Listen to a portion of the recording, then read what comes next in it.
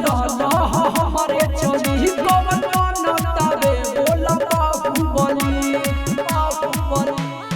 हाँ मैं तो निकाल ली सुन के पासवान जी के बोलिया, हाय रे बोलिया दिलवा ले गल पासवान टोलिया, हाय रे बोलिया दिलवा ले गल तोहर टोलिया, हाय रे बोलिया दिलवा ले गल तोहर टोलिया, हाय रे बोलिया दिलवा ले गल तोहर टोलिया। लिखित बाई सूरज सवरिया। चला जाई जान से तेरा ही घमंड में हमारे चलाना चलल बाए ब्रह्मांड में ब्रह्मांड में।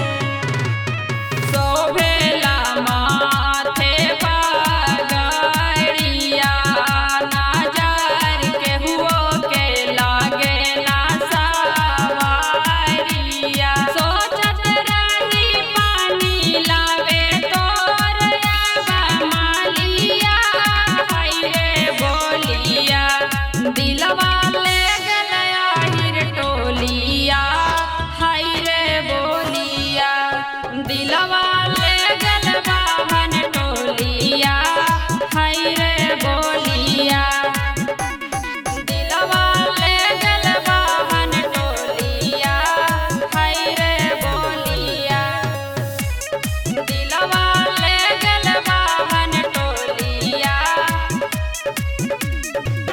थाना पुलिस हमारा रहतावे बस में रंगदारी के खून दौड़ा